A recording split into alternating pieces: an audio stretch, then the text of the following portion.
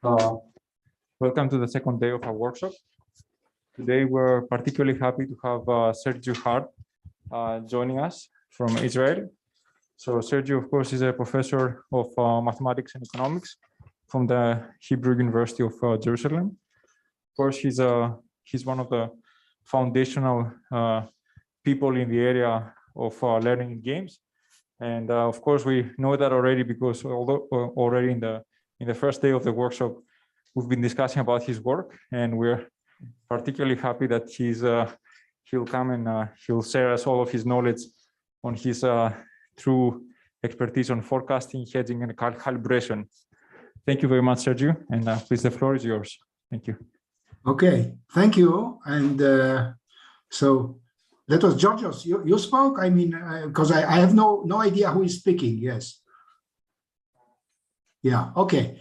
I see. The only thing I see as behind the view of the auditorium. So I have no clue whether you will be following my talk or whether everybody is asleep or what happens. So it's like speaking in the dark, you know. So I'll try to do my best. If things are not clear, shout or something. I don't know. I guess I should be able to hear you if anybody wants to ask questions. Okay, so let me start. I want to talk about forecast hedging, calibration, and endgame equilibria. It doesn't appear in the title, but it's going to be part of the talk. This is joint work with Dean Foster from UPenn and Amazon New York. And there is a paper which just appeared in JP that contains most of what I'm going to talk today, but not everything. There are also some other papers that are relevant. In particular, let me advertise the last paper on calibrating, which I guess you have no clue what it is. Very good. So come to my talk in the next, there is another workshop in May, beginning of May, where I'm going to present that paper. So in some sense, this is the first part, and the second part will be in May. I don't know if it's the same people or not, but you are all welcome, unless you'll hate what I say today. Okay, so, and by the way, you can find all the papers and everything on my webpage, including this presentation, maybe an old version. I'm not sure I updated it, but I'll make sure that I update it later today. By the way, just a question. How long do I have? How much time is the talk? 1 hour. 1 hour. Okay, very good. Okay, so let's start with, we are going to talk about forecasts, okay? So you turn on your TV or your iPhone or whatever, and you see something like, there is a 70% chance of rain tomorrow, okay? Very good. That's what the weatherman says. By the way, let me tell you that when I was a kid, much before most of you at least, I have no idea, but most of you for sure were born, there was one profession that everybody was making jokes about. There were cartoons about it. And that was weather forecasting. There were those cartoons of the weather forecasting saying, tomorrow is going to be sun, and then the next frame, you see him drenched in rain. Or tomorrow it's going to rain, and he was going with an umbrella, and the sun was shining high in the sky, okay? Everybody was laughing about the weathermen and how bad they are. Today, people do not laugh at the weather prediction. Now, one answer is they got much better at it. I have a different answer. Once upon a time, weather prediction was, it's going to rain tomorrow, or it's not going to rain tomorrow. Today, weather prediction is, there is a 70% chance of rain tomorrow, and it doesn't rain. I mean, I only said 70%. I didn't say for certainty. Problem solved, right? I mean, so long as you don't say 0 or 1 or 0% or 100%, then you cannot be shown wrong, okay? Well, that's not really true because we can check what happens, okay? So the forecaster says there is a 70% chance of rain tomorrow, or more generally, there is a chance P of rain tomorrow. And how do we check? Okay, if you have never thought about this problem, it's in fact a very good question, and the answer it takes some time to get the answer. Okay, so to get an answer, there are many answers, but let me tell you the simple answer. The simple answer is the following. Let's look at all the days when I forecasted 70%. Of course, you cannot check me after one day. You can check me, say, at the end of the year, okay, or after a certain period, let's say capital T periods. We can check my record, okay? And let's look at all the days when I said 70%. If I'm a good forecaster, amongst those days, among 70% should have been rainy days, right? And that should hold for any forecast that I'm using. The days when I said 50%, half of them should be rain, half of them should be shine, okay? If that is true, so for every forecast P that I'm using, the proportion of rainy days amongst those days when the forecast was P, this proportion equals P or is close to P in the long run, then we say that the forecaster is calibrated, okay? That means that when he said 70%, indeed 70% of those days, there's going to be rain. Okay, now let me start immediately with a theorem, okay? But let me give you a preamble to this theorem, okay? I have no idea about weather forecasting. I never studied meteorology, earth sciences, or anything. I have no idea about clouds. Nothing, okay? I have no connection with that. Nevertheless, I can guarantee calibrated forecasts. I can generate a sequence of forecasts that is going to be calibrated. And when I say guaranteed, it means no matter what the weather will be. No matter whether, of course, we can be in a situation, you know, like in Israel, in the summer there is no rain. So very easy. Chance of rain, 0%. No. The rain is completely arbitrary. In fact, since I'm at a computer science audience, there is an adversarial rainmaker, okay, whose only aim in life is to make my forecast look bad. He doesn't care about rain for agriculture or anything else. He just cares about my reputation as a forecaster, and the rainmaker is trying to make me look bad. I have news for this rainmaker, whoever that is, the smartest one could be. Nevertheless, I can guarantee calibration, okay? And that's an amazing theorem. Again, I want to emphasize, this is completely non-Bayesian. There is no assumption on some statistical structure or any regularity on the weather. The weather can be completely arbitrary. I'm not assuming that, you know, there is some Markov process dictating it or anything, any complicated model, whatever. It's completely arbitrary, okay? The weather can be anything. A rainmaker is free to choose whatever they want, okay? Now, this result is due to Dean Foster and Ricky Vora, 1994. I think that perhaps, probably they had it before that, published in 1998. Now, again, this is not, in computer science, you are used to the fact that there is a conference proceeding, you know, and then the published paper maybe 20 years later, if at all, okay? In economics, that's not how it works, okay? Usually you have a paper, you immediately send it to a journal and it's accepted, you know, may take a year or two. Anyway, this paper, they really had a hard time publishing it. They would send it to a journal. 2 weeks later, it was, you know, still without email, I think. Maybe it was email or time already. So I know this from Dean Foster. They would get a desk rejection. This result cannot be true. I mean, how can you guarantee calibration without knowing anything about the weather? Okay, that must be false. We don't care that you have a proof. We can't check the proof. I mean, there is some fallacy there. Okay, and they would keep getting rejection after rejection until they succeed in publishing. Okay. Now I'm going to give you a proof. Okay. Oh, sorry. Before that, I want to emphasize for the continuation that the forecasting is going to be a mixed forecasting, and just not to get confused. For example, the forecaster is going to choose a certain day and toss a coin, and with probability 1/2 is going to say chance of rain 25%, with probability 1/2 is going to say chance of rain 60%. Okay, so there are here many numbers between 0 and 1. Forecast, I'm always going to use them with percentages, and probabilities will be, you know, like 1/2. So there's a probability of a certain forecast. The forecast itself is also a number between 0 and 1. So not to get confused. Okay, so let me show you now a proof using the minimax theorem, okay? Now, in this audience, of course, I don't have to show you what the minimax theorem, but here it is, okay? For Neumann's theorem. The reason I show you is because that's not how you should teach the minimax theorem. I mean, it's a very neat mathematical statement, but that's completely, you know, min-max equals max-min, you have no clue what it is. Here is how this should be taught. By the way, it took me a few years to realize that that's how this should be taught.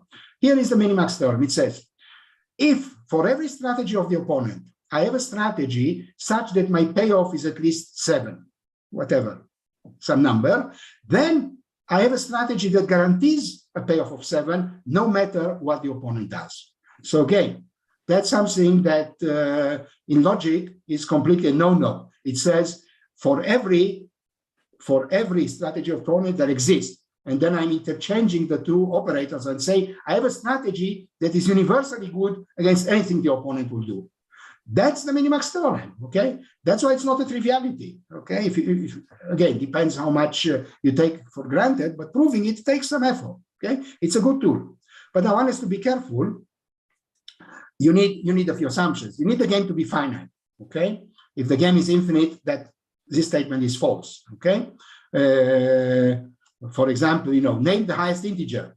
Name the highest integer, then whatever the opponent does, you can name a higher integer, but there is no highest integer that you can name, okay? Also, one has to look at mixed strategies, probabilistic strategies, in order for this theorem to be correct, okay? So now, once we have this theorem, then the calibration theorem is immediate. Here is the proof, okay? So let's suppose that I want to get, let's say, 10% calibration error, okay? Just for simplicity, okay? So I'm going to use a grid, a 10% grid. My forecasts are going to be 0%, 10%, 20%, up to 100%. I have 11 possible forecasts every day, okay? So look at the game between me, the forecaster, and the rainmaker. I, as a forecaster, have 11 choices every day. The rainmaker has just 2 choices every day, rain or no rain. Okay, and that is repeated day after day. Okay, and assume that I fix the horizon, capital T, or say 1 year. Okay, we'll talk in a moment. We'll talk later what is that horizon, capital T. Then, if the strategy, so again, what is the minimax theorem said? For every strategy of the opponent, you have a reply. So if I'm given a strategy of the opponent, what's a strategy of the opponent? A strategy of the opponent, a mixed strategy of the opponent, translates every day to a certain probability of choosing rain and the complement probability of choosing sun. Okay? Now, that's a general strategy. Again, how those probabilities are determined may depend on history, may depend on many things, I don't care. But in the end, if I know the strategy, then I know exactly every day, given what has happened up to that day, what is the probability that the rainmaker will choose rain? What am I going to do? I'm going to take the probability, round it up to 10%, to a multiple of 10%, and that's going to be my forecast. So clearly, when the probability of rain is 65% or 66%, let's say, I say 70%. Okay, so when I say 70%, it's when the probability of rain is something between 65 and 75%, which means that there is going to be, for the forecast of 70%, a 5% error, let's say 10%, because also there is a law of large numbers. Even if the probability is always 66%, it may happen that there will be no rain any day. So I need enough periods to make sure that the law of large number works, okay? For the connoisseurs, t to the power 3, t equals to the number of possible forecasts to the power 3 suffices. But close parentheses, okay? So if I know the strategy of the opponent, then of course I can get calibrated forecast. The minimax theorem says you don't have to know anything. There is a strategy of the forecaster that guarantees, no matter what the rainmaker will do, that you get calibrated forecasts. Now, that sounds really amazing. Yes, I must say it's amazing. Yes, unbelievable. I mean, how come? I mean, without knowing anything, you can guarantee. Nevertheless, it's a correct theorem. Okay, and it's a beautiful theorem. I'm quite proud of this. I came up with it when Dean Foster gave a talk in Jerusalem on that, and as he presented it, he had a complicated proof. I said, wait a minute, I can prove it immediately with a minimax theorem. Okay. By the way, it's I'm giving talks like this for many years now. And every time I say, look, here is a challenge. This is the beautiful use of the minimax theorem. You start from something completely trivial. If you know the strategy of the rainmaker, of course you can give calibrated forecast because you know the probability of rain every day. Okay, that's the triviality. The conclusion, you can guarantee calibration without knowing anything. It's completely unbelievable.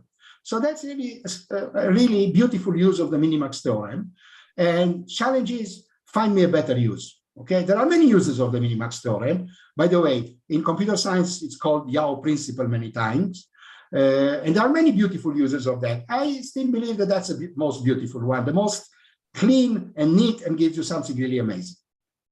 Okay, now, so let's go back. As I said, that's the result. So first of all, our original proof, that's my proof using the minimax theorem. Now, my proof again is very neat, but it doesn't tell you how to do it, okay? It just says there is. Now, there is, it's a big game, so who knows what it is? Well, it turns out that there are methods to do it. So one method is based on black hole approachability. It's due to Andrea Mascolelli and myself, which is, again, quite simple. It's a simple way to do it. I won't get into details. Then Dean Foster simplifies this even further. And then, in fact, I'm going to show you an even simpler way to do it, which is this paper that I'm presenting now. Okay, it's an extremely simple way to do it. Okay, now let me, before doing that, let me emphasize one thing, is that calibration cannot be guaranteed if the forecast is known to the rainmaker before the rainmaker decides on the weather. Okay, because what the rainmaker is going to do, if my forecast is above 50%, there will be sun. If my forecast is below 50%, there will be rain, torrential rain, just to make the point. Okay, that means that the calibration error, the error between the distance between my forecast and what has really happened is at least 1/2. Okay, that 1/2 is big. It's a big error. Yes. So if the forecast leak in the like WikiLeaks, yes, not like the roof leaking, but like WikiLeaks kind of leakiness. So if a forecast are known before the decision is made on rain or no rain by the rainmaker, then of course calibration cannot be guaranteed. Okay, remember that. Of course, if the forecaster uses a deterministic strategy, then again, since he uses a deterministic strategy, the rainmaker will know exactly what the forecast is, because it will just emulate that strategy of the forecaster. And so we are getting again to the situation of leaky forecast, which means forecast is known to the rainmaker. So again, calibration cannot be guaranteed. Okay, very good. If there are any questions, or then please shout to do something. Or okay, I'm assuming everything is crystal clear because I can't see anybody's face. So okay, now that's related to comments of Oaks and so on. Okay, now let me plug in another notion, which is continuous calibration. Now, calibration, the notion of calibration is a very discontinuous notion. I haven't defined it exactly, but anybody can write down the formulas. I'll show you some formulas later. It's not important. I think the notion is clear. It's the distance between forecast and what is the average number of rainy days that happen for that forecast. And you average this in the right way. Yes, that's it doesn't really matter how you do it. Okay. Now the problem is that when I look at what happens when my forecast was 70%, and when I look at what happens when my forecast was say 69%, okay, those are very close forecasts, but those are separate days, because the days when I said 70% are considered separately from the days when I said 69%.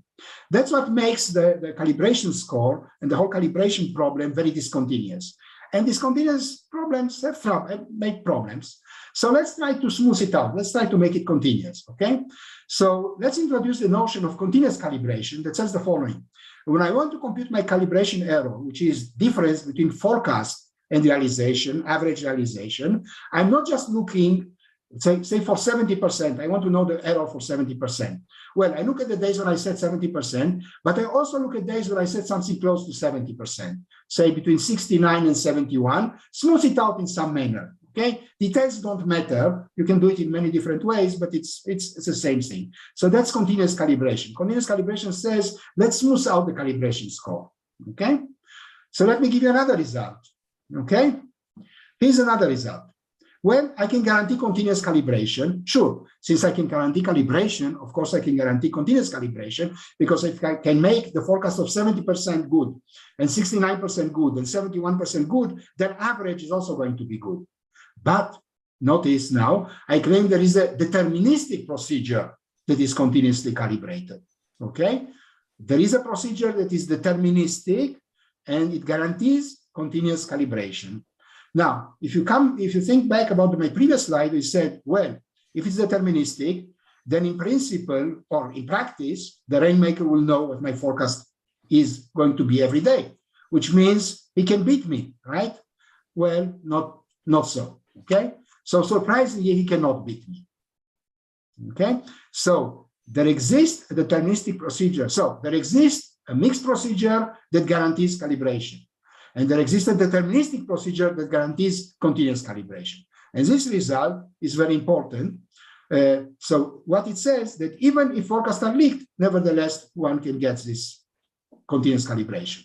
Now, this result is stated now, which so there were some other results close to it in the literature, Foster and Cacade and Foster and Hart, our previous paper from 2018, but they were more technically complicated and they were not clean, really. Now we think that we have really the right notion of continuous calibration and also the right proof, and I'm going to talk about it. It's now going to be essentially a very simple one-line or two-line proof kind of thing. It's very neat, okay?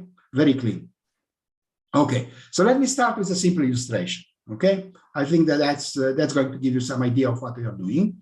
And we are talking about rain forecasting, okay? So at time t, how do I compute the score, okay? So I'm looking for each forecast P that has been used, and let N of P be how many days P has been used in the past. So I'm now considering the forecast that I'm going to make at period T, and I'm looking at the history, which is T minus 1 days.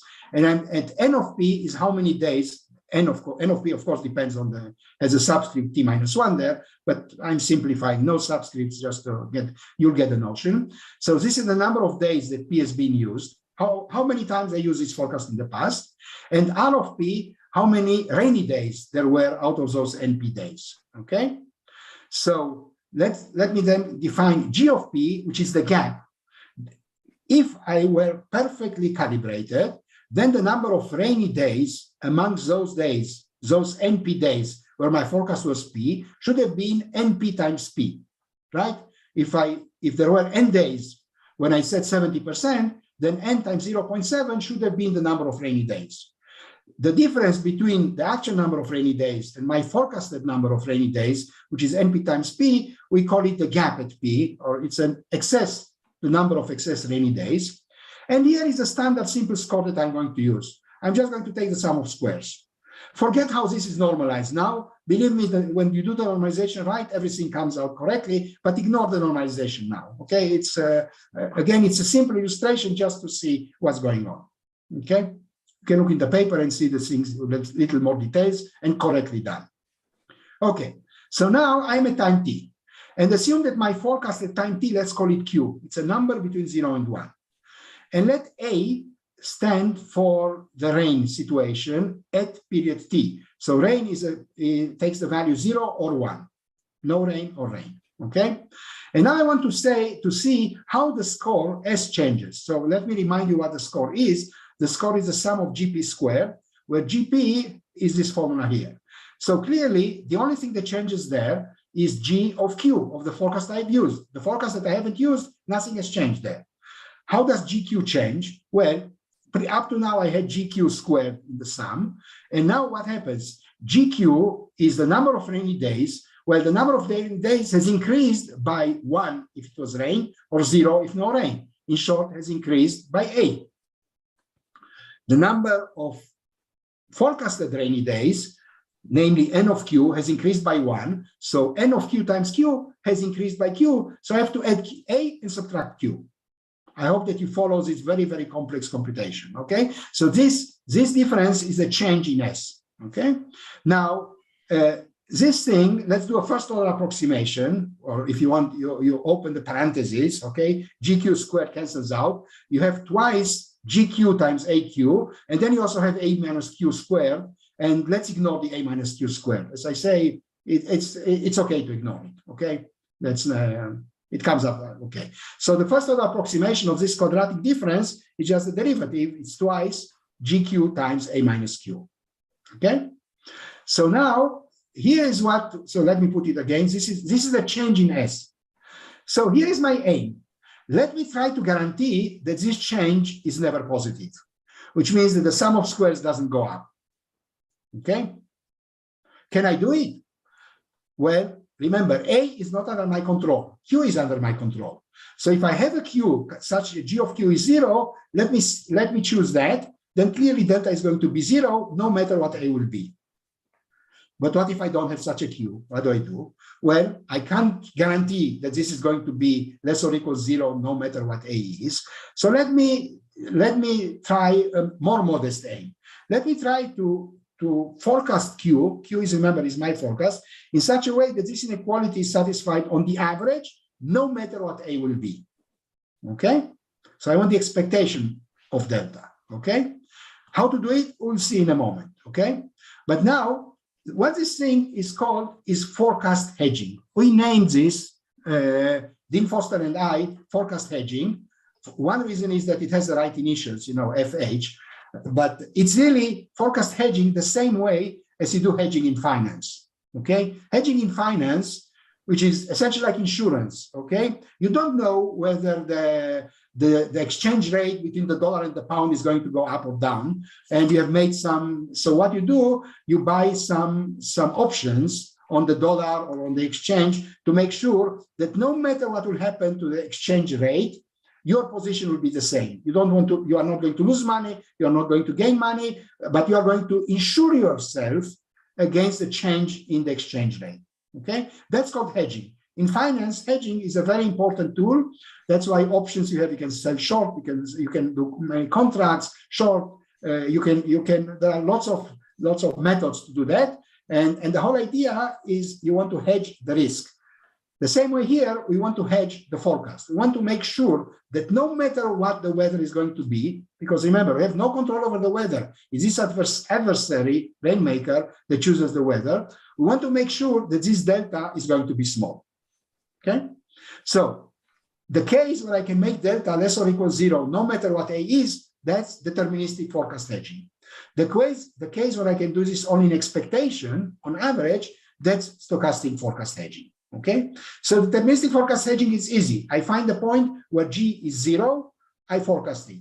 But if there is no such point, I am in trouble. So let's try the stochastic forecast hedging. And here is how we are going to do it. So remember our aim, okay? And remember what delta is. I put here delta again, is G of Q times A minus Q. So here is how I'm going to do it. I'm going to use just two forecasts, Q1 and Q2. Q1 with probability P1, Q2 with probability P2. So I'm going to randomize between two forecasts, Q1 and Q2, okay? If I do that, what is this expression, the expectation of delta? Well, it's P1, GQ1 times A minus Q1, plus P2, GQ2 times A minus Q2. So let me rewrite this in the following manner. So essentially, I took the term with A and put it, so I replaced in the second term, A minus Q2 with A minus Q1. And then I can take A minus Q1 out of the parentheses. And then I'm left there with this difference between Q1 and Q2 times P2 GQ2.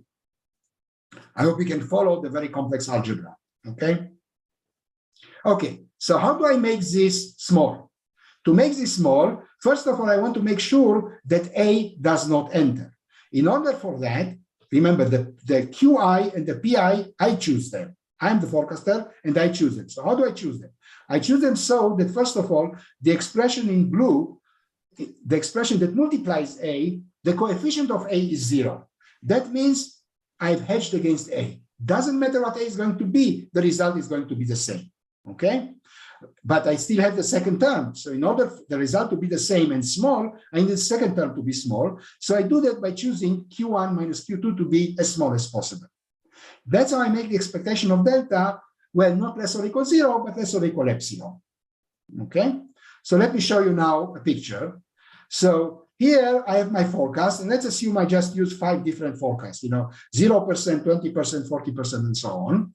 And here is the function g of p. Remember, g of p is an arbitrary function. Yes, for every forecast there is some gap. So I put here some arbitrary those points. Sorry, I have 6 different forecasts, 0 up to 1 or 6 different forecasts. So I have here 6 points. Anyway, they could be negative, positive.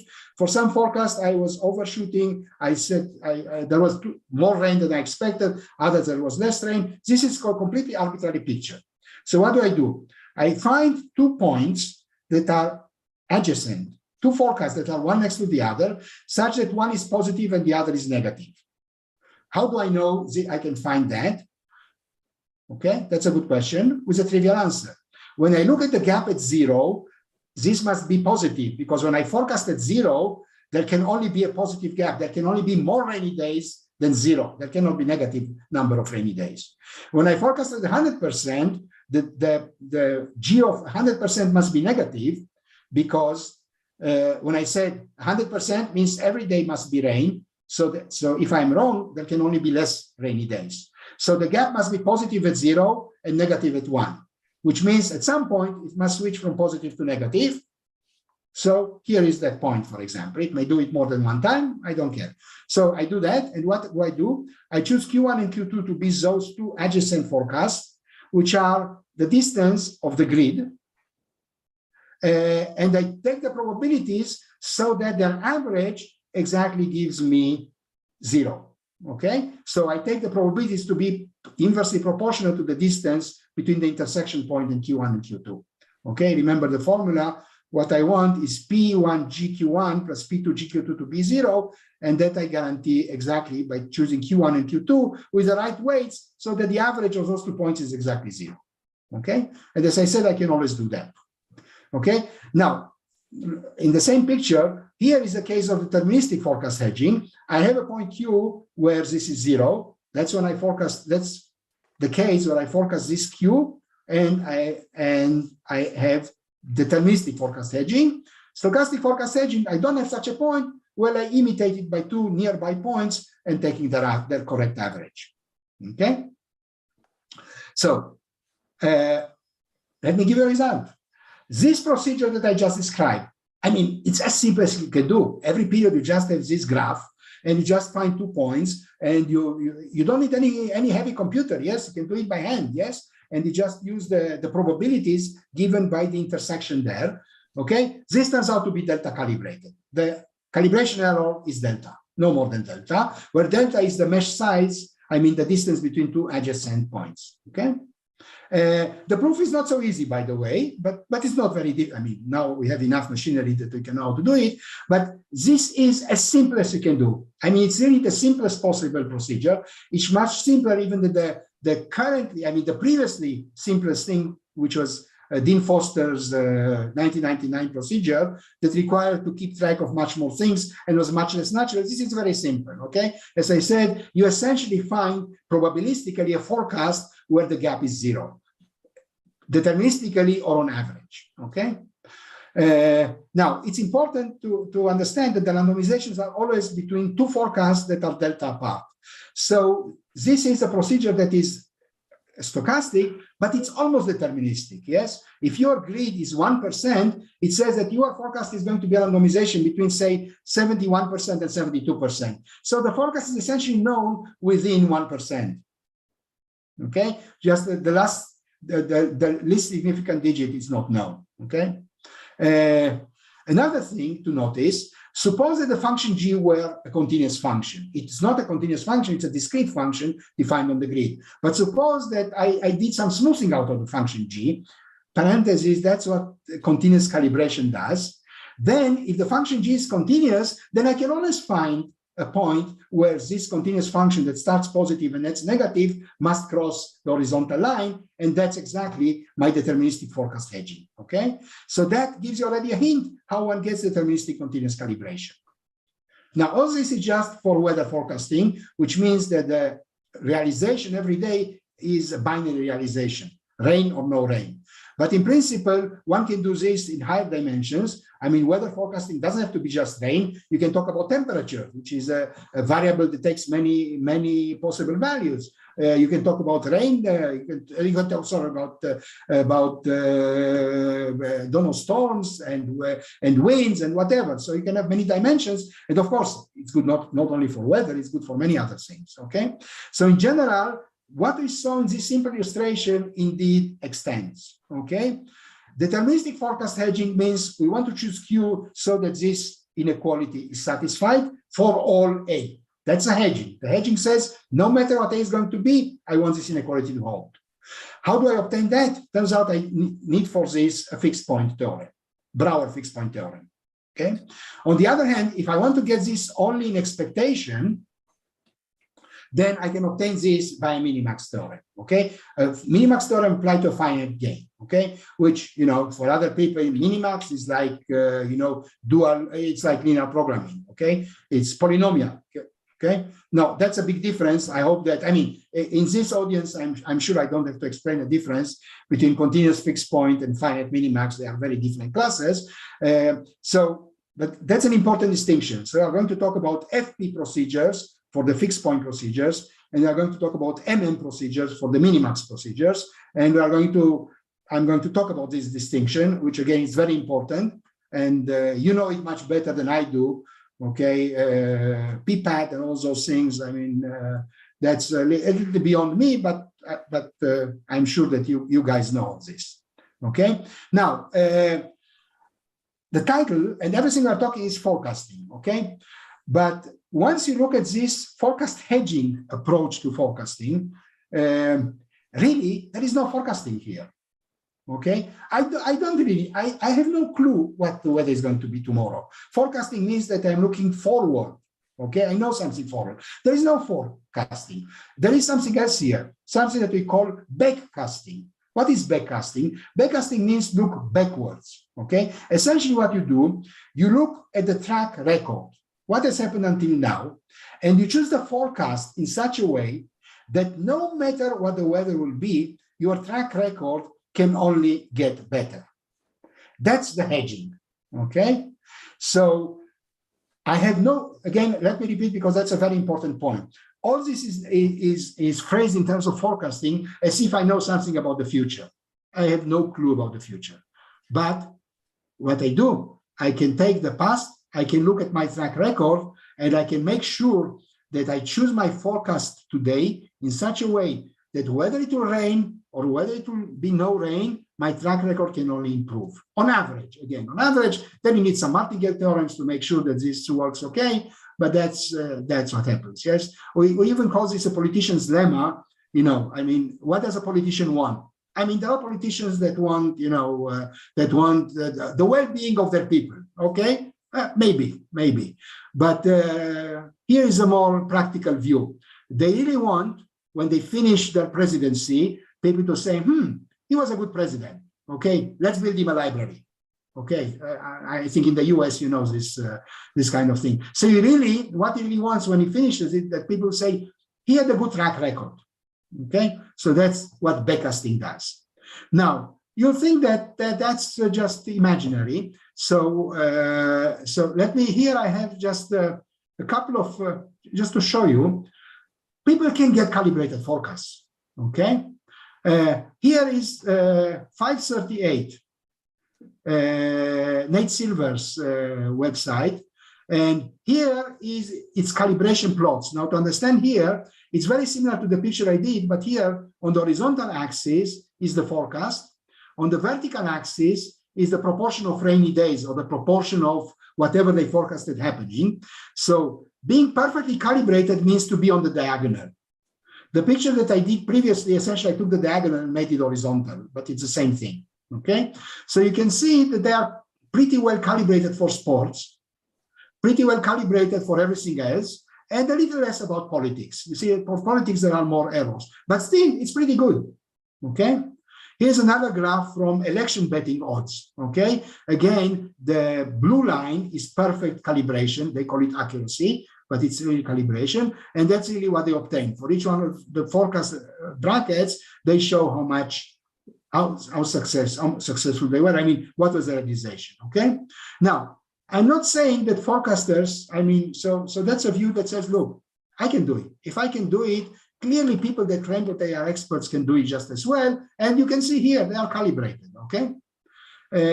Now, here let me already say, if you come to my advertised lecture in May, okay, at same place, different time, I guess, then you'll see that to check expertise, that's not the way to do it, okay? You need something else. And that's the topic that I'm going to talk there. Okay. Now, forecast hedging, let's see, how much time do I have? Okay. So I have now some technical details. I think I'm going to do it very quickly. You can read the paper. You can look on my webpage. But yes, those things are not difficult, but you know, I want to skip them because I want to get to, I'll just do it very quickly, okay? Essentially, calibration has to do with binning. Binning means, for example, I chose my bins 0%, 10%, 20%, up to 100%. Forecasting means I take a certain day, and if I forecast 70%, I put it in the 70% bin, okay? Now, the generalization of that, of taking a forecast and putting in a bin, is doing essentially fractional kind of binning, which means take a forecast and put it in the 70% bin, maybe put it also in the 69% bin, a little of it, maybe also in the 71% bin, and that's how you do continuous calibration, okay? That's a generalization of continuous calibration, where each forecast is spread out around bins in a continuous manner. Okay, to have an idea, you essentially put it in the 70% with a little flowing around. Yes, like you take a bell-shaped curve or something like this. Doesn't really matter how you do it, okay? Now, remember the gap that we were taught. Here is the same formula for the gap that we talked before. It's essentially the difference between forecast and what has really happened. And then the calibration score is essentially the sum of squares of the gaps. Well, now I normalize it correctly. You have to divide by the number of periods. Okay, so that's now the right calibration score. By the way, there are many variants of that. That's the L2 calibration score. You can use different norms, but that's a convenient one. Okay, now I'll do it very quickly. I'm sure nobody will be able to follow, but just to show you how easy it is to get from deterministic forecast hedging to calibration. So essentially, you look at this gap. This shows you the updating of the gap function. Doesn't matter if you follow everything. We take this square, and again, we open this thing, okay? We sum over all bins, like we had before, over all possible forecasts, okay? And now we want to choose CT, where remember, AT is not under our control. So the way to do it, we choose CT so that the last term that appears on the second line is less or equal 0. That's exactly forecast hedging. And then essentially, if we succeed in doing that, then we just get that the score from one period to another increases by gamma squared, which means in t periods, it becomes t gamma squared. But remember, I have to divide by 1 over t squared, so I get 1 over t gamma squared. That's the whole proof, okay? That goes to 0 as t goes to infinity. Gamma is just a bound on, say, 1, on forecast and actions or whatever happens there. That's the structure of the proof, okay? It's a complete triviality, essentially. I mean, I said one line, okay, it's, you know, those are algebraic manipulations. They're very simple, but the whole idea is that forecast hedging takes care of this term of the mixture of G times A minus C. Essentially, we hedge the effect of A. We take out A out of the equation. That's what forecast hedging does. And one can do it, okay? How? Well, in order to do it, you need to guarantee this. And that is guaranteed by a fixed point theorem, as I said. And in a moment, I'll give you a clean statement of the tool that is needed. Stochastic forecast hedging is the same, except you want to get the same thing on average. And not less or equal 0, but less or equal epsilon, because again, there are errors. And to do that, you apply the minimax theorem, okay? That is guaranteed by the minimax theorem, okay? So let me again reiterate or summarize this part. If you use a fixed point, of course, you need continuous, you have to do it on continuous functions, you are going to get deterministic calibration. If you use minimax, you're going to get stochastic calibration, the classic calibration using stochastic or mixed forecasts. Okay, now what are these forecast hedging tools? Again, for the mathematicians, those that like there is a neat way to state them. So take C to be a compact convex set and some function f. If f is continuous, then there is a point y satisfying this inequality, no matter what C is going to be. Okay, C here takes the place of that weather that is unknown and against which I want to hedge. And this statement is equivalent to Brouwer's fixed point theorem. Again, look in the paper, you can find also a lot of discussion on how to present this. On the other hand, if f is just bounded, but maybe discontinuous, the only thing I need it to be bounded, then I can get a probability distribution over points y so that the same inequality holds on average. And that turns out to be equivalent to the minimax theorem. Okay, so again, we call this the outgoing. There is a reason we call it outgoing, because the geometry of that talks about outgoing directions. But again, at this point doesn't matter. So we have outgoing fixed point and outgoing min-max that look essentially the same. The fixed point says there is a point. The minimax says there is a probability distribution that gives the same result only on average. So those are what we call the forecast hedging tools. Okay. Now, using that, we immediately get all the classical results on calibration. Namely, there exists a stochastic procedure that is epsilon calibrated. That's the result of Foster and Vora 1998, the original calibration result. Second result, there exists a deterministic procedure that is continuously calibrated. Again, the neat statement now that has no epsilon and Lipschitz constants and so on, which happened for the previous results, is in this paper. And also, there exists a stochastic procedure that is epsilon calibrated and that is row local. Row local means it always uses forecasts that are within row of one another, as close as you want. Okay, so all these results come essentially from the proof that I showed you, with some minor modifications adapted, once putting forecast hedging deterministic, once putting forecast hedging stochastic. Okay, okay. Now I have something like 15 minutes, right? Something like that. I'll probably finish earlier than that, but let me now talk about game dynamics. Sorry, any questions up to now? I have a question. Anybody followed? I need something. Okay. Any question? Yes. Actually, yeah. If you can go just a couple of slides before. Okay. Tell me where to stop. Here. That's fine. So, do I understand correctly that you are reformulating the problem basically as a variational inequality, right? Right. The first one is called variational inequality. Correct.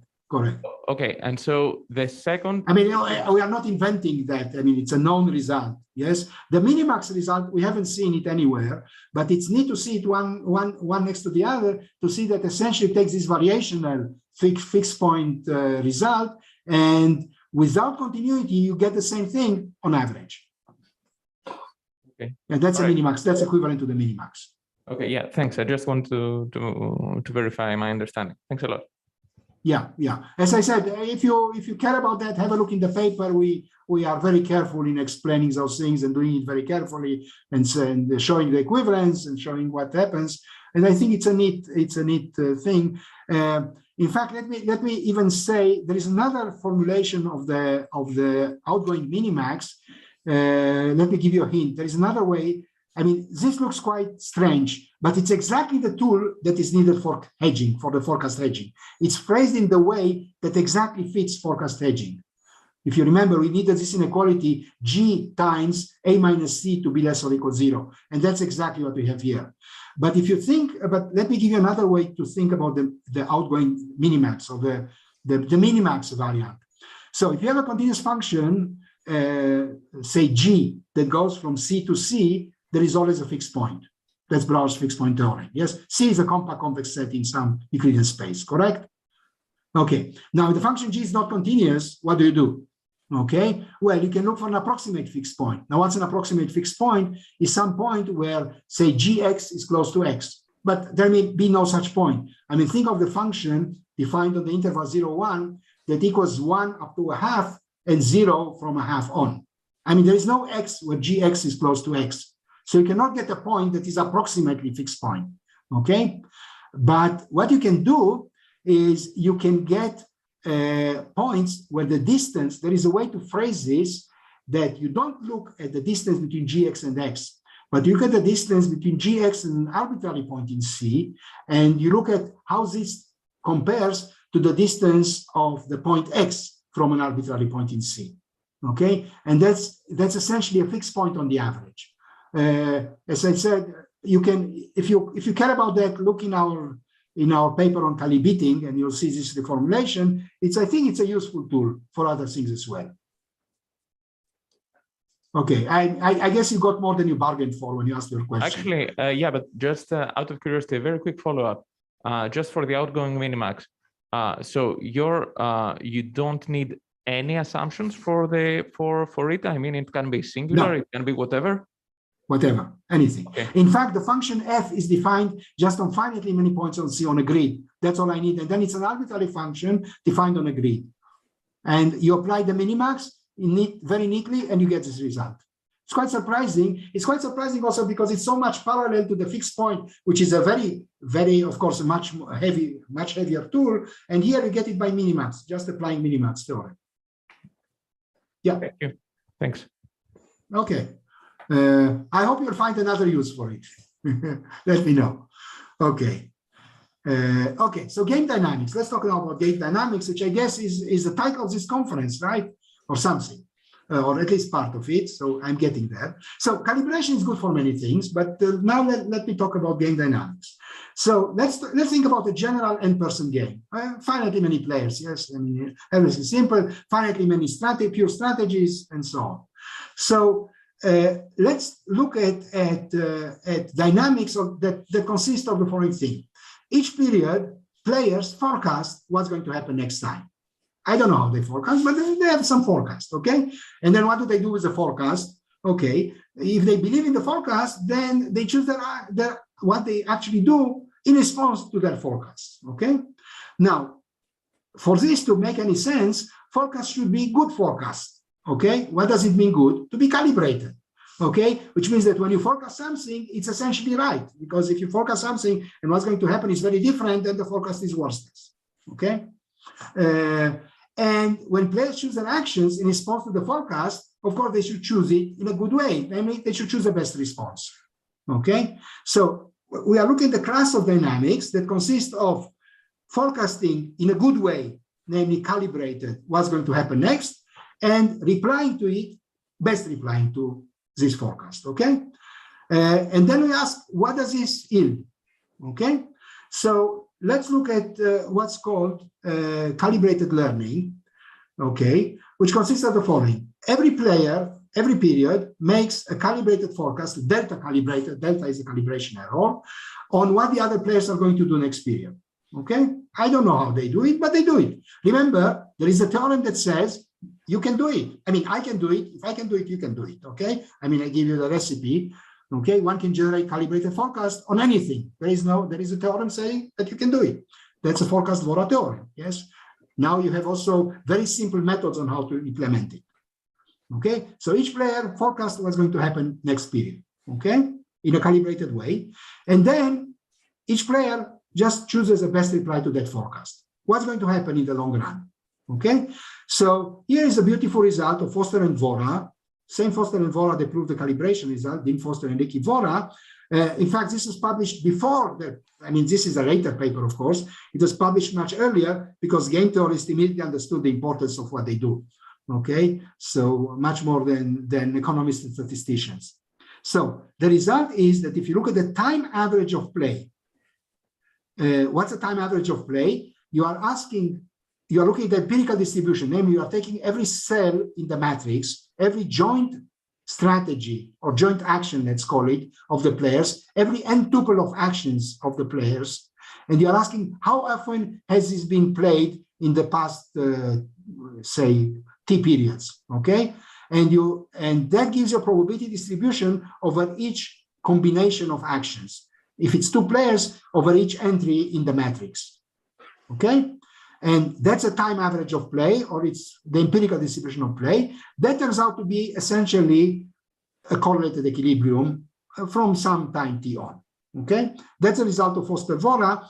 And in fact, once you understand what one talks about, it's not very difficult to prove it, because again, think about it. If the forecasts are calibrated, so when are you playing, say, your action top? Well, you are playing your action top when the forecast was such that top was a best reply. Okay?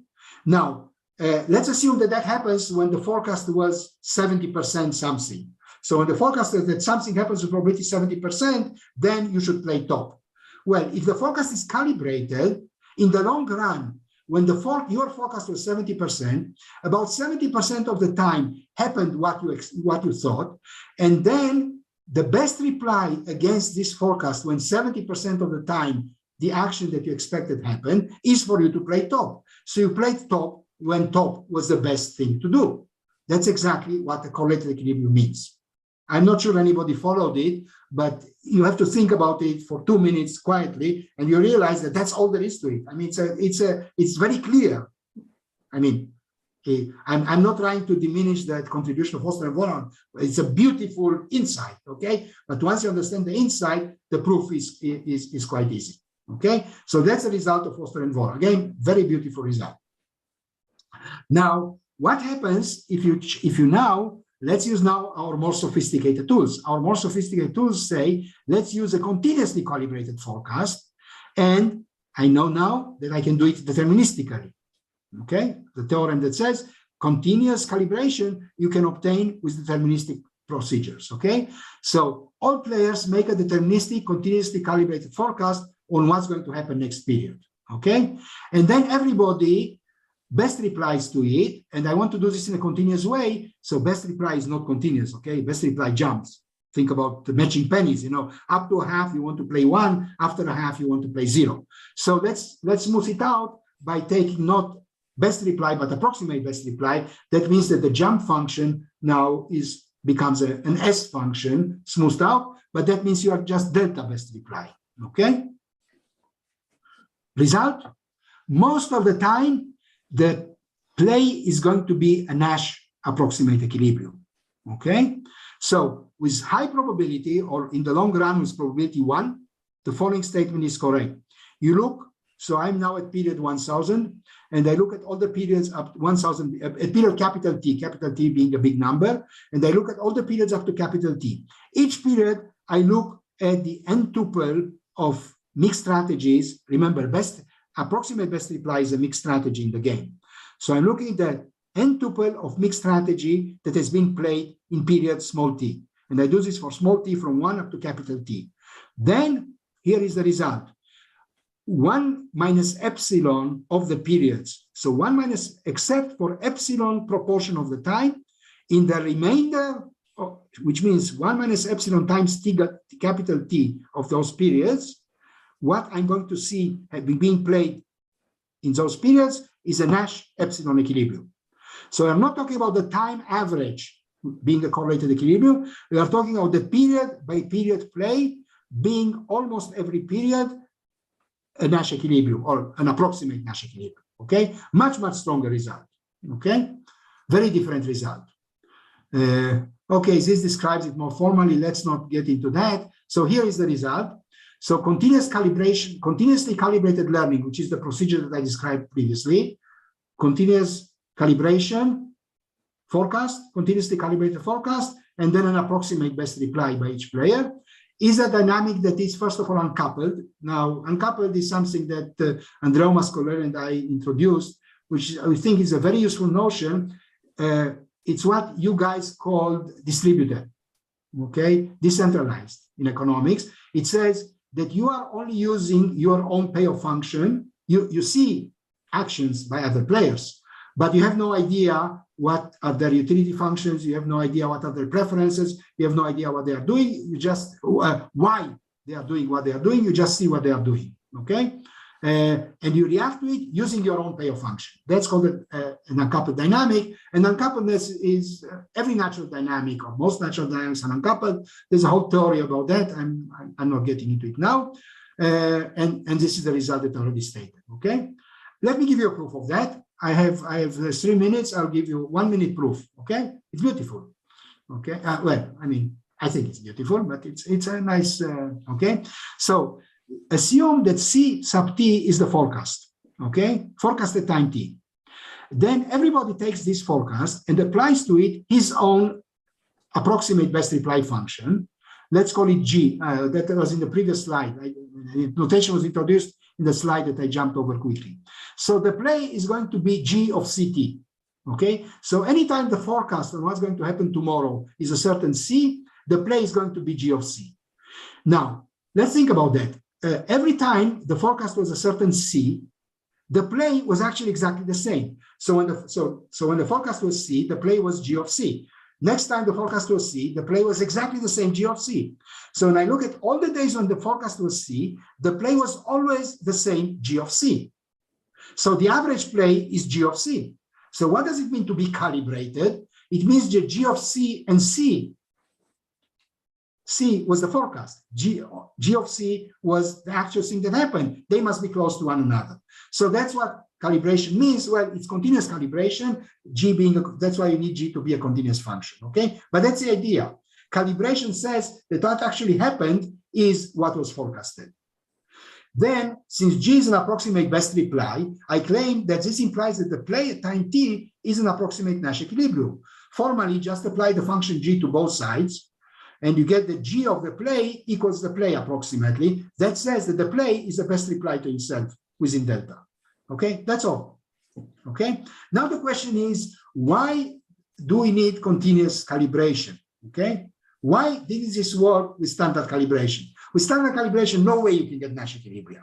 You need for this continuous calibration. Why? Okay, and the reason you need continuous calibration, first of all, it's deterministic. The fact that it's deterministic means that everyone is going to get the same forecast because everyone is going to use the same forecasting procedure. In the stochastic case, even if everybody uses the same forecasting procedure, remember, you have to do randomization. So the forecasting procedure says with probability half forecast 25%, probability half forecast 70%. My randomization came up 25%, somebody else's randomization came up 70%. That's it. We get different forecasts and the whole thing breaks down. Since forecasts are deterministic, then it's the same forecast for all players. We can keep having the same forecast all along where each one runs the algorithm, the procedure of forecasting at home, okay, on his own computer, but we know that he's going to get the same result. Okay. Second thing, which is probably the most important issue, is the leakiness. Okay. Leakiness says, even if the forecast leaks and the actions may depend on the forecast, nevertheless, you can keep being continuously calibrated. Okay. That's the importance of continuous calibration. Unlike regular calibration, where if the forecast leaks out, it's known before the rainmaker makes his decision, then calibration cannot be guaranteed. Remember the below a half, above a half kind of strategy. Then for deterministic continuous calibration, even if the forecast is known and the actions are made to depend on the forecast, you can guarantee that the result is continuously calibrated. That's the power of continuous calibration. Okay, overcomes leakiness. You can allow actions to depend on forecast. Okay. Okay, calibration means this, a fixed point. Okay, those things are clear. So that's once you get this fixed point, then clearly you get a Nash equilibrium. Now again, let me make it clear. I'm not suggesting that this is a good dynamic in practice because this requires you to solve a fixed point problem every day. It's just a concept. Okay, the concept says if you use continuous calibration, deterministic continuous calibration, then you can get Nash behavior period by period. Okay, let me jump over that. Let me give you now the summary. Okay, that's my last slide. So there is our paper also makes a very strong case about this distinction between the two universes, the minimax universe and the fixed point universe. Again, for computer science people, these distinctions are very clear, but I'm now trying to sell it to economists as well, and game theorists and so on. So again, the things are parallel. Those universes are very parallel. In the minimax universe, I have stochastic forecast hedging. Fixed point universe, I have the deterministic forecast hedging. This yields MM procedures versus FP procedures. I get classic calibration in the minimax universe. I get smooth calibration, or I should say continuous calibration in the fixed point universe. I get correlated equilibria in the first. I get Nash equilibria in the second. I get correlated equilibria as time average only, whereas in the fixed point universe, I get Nash equilibria period by period. Okay, and I said that's last slide, sorry. Let me just show an example of perfect calibration. Okay, sorry, of perfect hedging. Sorry, not perfect calibration, perfect hedging. Okay, I hope you remember your English, what hedging means. That's a photograph I took at the Chateau de Villandry in the Loire Valley. And I'm done. Sorry, I think I went over 2 minutes over time, but that's it.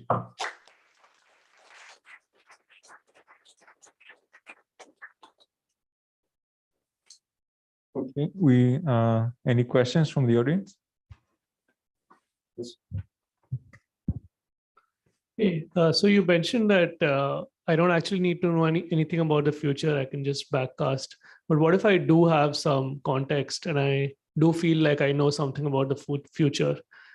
Is there a formalization of like, can I do better? Can I get you with this question to open my session in May? My talk in May. That's exactly the answer to this question. That's calibrating. Now, if you're not going to be there, look on my webpage at the paper on calibrating. I think it's a good paper. Well, I mean, I'm not objective, of course, but I think it explains. It's again the issue that suppose you have an expert that really knows something, okay? Now, but it's not calibrated. It turns out that it's not calibrated. Now, we can always calibrate someone. We know how to calibrate. I mean, do forecast hedging. But if you do that, you are going to lose all the expertise the guy had. Question, can you do both? Answer, yes. In fact, in a trivial way. Okay, in an easy way. Okay, in a ex post turns out to do it quite easy. And that's how to preserve your expertise and also get calibration on top of it. Okay, so it's not just that you can get calibration for sure, you can get calibration on top of whatever you already have. Okay, and I think it's a nice extra step that, as I said, coming May you'll hear about it. I hope so. Yeah, thank you. I'll probably read the paper right now. So sorry, yeah, I won't be able to wait till May. I'll probably read it like soon. So. Yeah. Go ahead. And if you have comments, yes. I'm But I mean, I want to give some advertising for Simon's Institute. It was very nice to invite me. Any more questions? Yes. Thank you.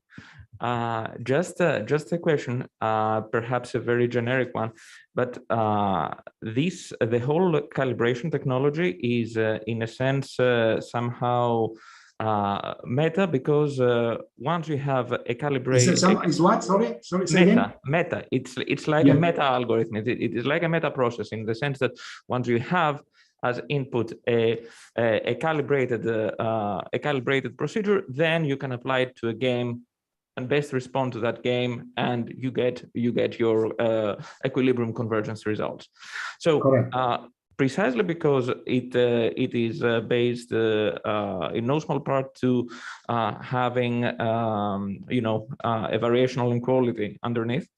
My question is, do you think it can be applied also to games with continuous action spaces whose Nash equilibria are also described by Stambaki variational inequalities and get similar equilibrium Nash equilibrium convergence results in the class of continuous games? Yes, definitely. I mean, I think that again, in my old work with Andrea Mascoler, at some point, I mean, we started with finite games. At some point, we looked at continuous games. Everything extends. Now, again, look, until you sit down and do it. But I don't think, I mean, I presented it for finite games because that's the simplest way to present the concepts, but I see no problem. Again, there will be technical problems, of the integrals and measurability.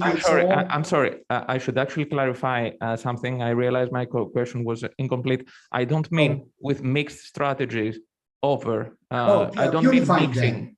Yes, I see. I mean, I see. this is why I said, this is why I mentioned the variational inequality. Yeah. Okay, sorry. So pure strategy learning in Yes, continuous games. Yes, I expect the answer to be the same because again, the mixture comes when your space is discrete, and then you have to get this smoothing out. You have to convexify it. Yes, and that's where the probability distributions enter. Once you are given a continuous action spaces, convex, convex continuous action spaces. I mean, you should, in principle, you can work in that space without problem. Yes. And again, I can't say for this result exactly, or can I? I mean, but other results on dynamics that I did work on, they extend again, as I said, with some technical issues here and there. But yes, you get these purifications. Yes, you save. On the contrary, I mean, once you don't have probability distributions, you also save on using martingale theorems. You just get essentially things like Blackwell. There is a version of Blackwell which becomes quite a triviality, that you can do it in continuous spaces, and then you don't need probability distributions. Yes, but everything works the same, except instead of expectation, you already take the point itself. Yeah, so in some sense it simplifies. In the other cases, there are some, again, measurabilities, integration issues, but they are technical and minor. That's again, that's what I expect to happen here. So the answer to your question is yes. I will be very surprised if something like this will not happen. I mean, because there are enough similar kind of approaches where this works beautifully. Yes, so this should work here as well. Yes, one more questions. Very nice talk. Thank you very much. So yesterday morning, we had a discussion about another one of your theorems about uncoupled dynamics, which I thought the theorem said would not lead to Nash equilibrium. And this morning we saw a theorem of yours where I think, if I understood, uncoupled dynamics did lead to Nash equilibrium. So luckily, both of these theorems are by you. So yeah, you perhaps reconcile those results for us? Yeah, okay. So the question is a setup, okay? Again, what do you mean by uncoupled dynamics? I mean, what is behind it here is the uncoupled dynamic plus the calibration procedure that is behind it, and that solves very difficult problems in some sense, okay? So when the theorems on uncoupled dynamics not being able to get close to Nash equilibria, they always have additional assumptions, like finite memory, like finite recall, like finite computation, like amount of time that it takes. So they cannot be, they have to be taken in context, okay? There is no universal thing, okay? Universally, what I can say is that uncoupled dynamics have a very hard time getting, I think at some point I used dynamically complex, okay? The dynamic complexity of such dynamics is very high if we want to reach Nash equilibrium, okay? So they require either amount of time that is huge or huge recall. I mean, they cannot be finite automata. They cannot be simple kind of dynamics, okay? Simple uncoupled, okay, sorry. Let me say it in a simple way. Simple uncoupled dynamics cannot reach Nash equilibrium. Question is, what is simple, okay? Now, my answer is almost any way that you are going to define simple is going to work for that theorem. So uncoupled dynamics can get you to Nash equilibria like here, but they need to be extremely complex. Like, for example, solving a fixed point problem every day. Now, solving a fixed point problem every day, you know, I'm not sure how many people solve a fixed point problem even once in their lifetime, but for sure not every day. So those are extremely complex dynamics. This is not, as I said, those are not practical dynamics. They are proof of concept. They show how the concepts match together. If you want more on this question, there is a paper called Adaptive Heuristics that essentially surveys the literature up to 2000, and I don't remember when I wrote that. And I'm not sure, sorry, I'm not sure. No, I take it back, sorry. There is a book, okay. You can find everything on my webpage. The introduction to the book of Andrea and myself called simple adaptive dynamics. Okay, you can find it on my webpage. Look for the introduction. It's an extensive introduction that discusses exactly this point in detail. Okay, so if you want to again, it's not something. I mean, what I did is essentially a very short take and not very precise, but as I said, Nash equilibria are dynamically complex. Correlated equilibria are dynamically simple, which means in terms of uncoupled dynamics, the simple uncoupled dynamics will get to correlated equilibria. Extremely complex uncoupled dynamics are required to get anything like Nash equilibria, which should not be a surprise. To get fixed point, you cannot do it by linear methods. You cannot do it by min-max methods. You need fixed point methods. Okay, there is no way that you can get to fixed point without using something of the order of fixed point. Sergio, maybe on a slightly related point, because we were discussing your impossibility result yesterday. Your result, if we remember correctly, required determinism, right, and continuous time, right, for the dynamics for them not to converge to Nash, right? So maybe that's one so way. there are again many variants of this result.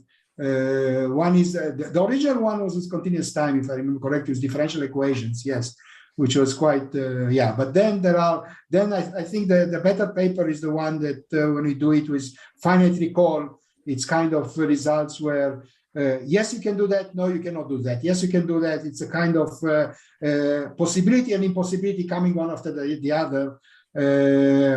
I don't remember the title of that, but has to do with uncoupled dynamics in the title.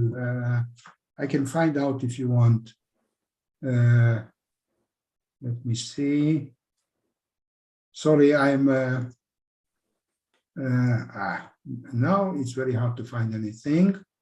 Sergio, I have to go and Sergio, we have intense interest for more questions. Maybe I will allow like 2 last questions. So okay. I can send you some by email if you want. But again, what is if you look at the book, which is a collection of papers, I mean, again, all of the papers appear on my webpage, so it's very easy. My webpage is pretty well organized because I'm using it. That's my way of finding things.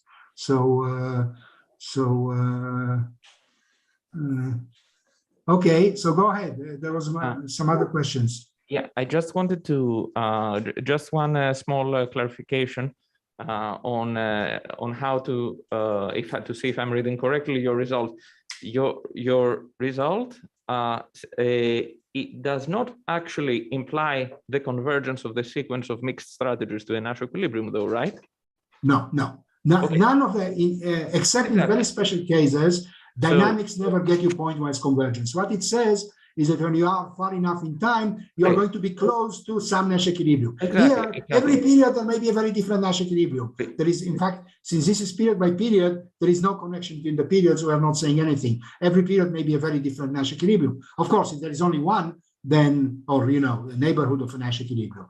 But in principle, for correlated equilibria, for Nash equilibrium, it's always you approach the set, which means after enough time, you are close to some point, but very different point at different points in time. And in fact, you can wander around. That's what usually those dynamics do. Yeah, the only reason I wanted to make this clarification was because your impossibility result states that uncoupled dynamics, be they deterministic, be they continuous time or discrete, cannot converge to Nash equilibrium. So yeah, but that was the case of a game with a unique Nash.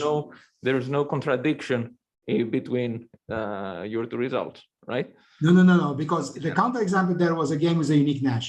Yeah. So being close to the set when there is a unique Nash, that's the same. Okay, but in general, the impossibility results, later impossibility results, not the first one, are really talking about being close to the set of Nash equilibria, and impossibilities about that. So again, the paper I'm talking about is Stochastic uncoupled dynamics in Nash equilibria. Okay, GB 2006. You asked me previously, yeah, but that explains this a little in more detail. So I just had a high-level conceptual question. So I'm not super familiar with this area, but you get if you use expert learning or the exponential update, you get these no regret kind of bounds. How does the theory you presented today relate to this other theory of the kind of expert algorithms? Those are alternative ways, which I know computer scientists are very much like to do this exponential weight updating and so on. I think that they are much more complex than what we propose. Forecast hedging is much simpler. Also, all those kind of methods have the problem that you need to know in advance what capital T is. You have to know what the horizon is. And if you change the horizon, you have to change the method in the middle. What we present is it doesn't have this thing. I mean, it's already, all our methods are already from the for the correlated equilibria and this, they are much simpler. But again, one can look at this as a black box. It doesn't matter. I mean, you can use whatever your method is. We think that forecast hedging is a good method, is a good way to understand, first of all, what's really going on, because, you know, you say those weights work. Why do they work? I mean, why does exponential weighting works? Yes, I mean, it's technical. I think the idea of separating between forecast hedging, which means take out the effect of the unknown or uncontrolled weather, that's a hedging. Once you do that, you get calibration. Okay, so the only question is, how do you do that? Well, you get those forecast hedging tools. Okay, so conceptually, it clarifies what's really going on, where calibration comes from, and you understand again that this is backcasting and not forecasting, and everything, I think, becomes very clear, and somehow things now fit together well. Previously, it was mysterious black boxes that mixed together and was not clear, at least in my mind. Okay, I think that now I understand things much better. Okay. But sure, you can get calibration with those methods, no regret methods.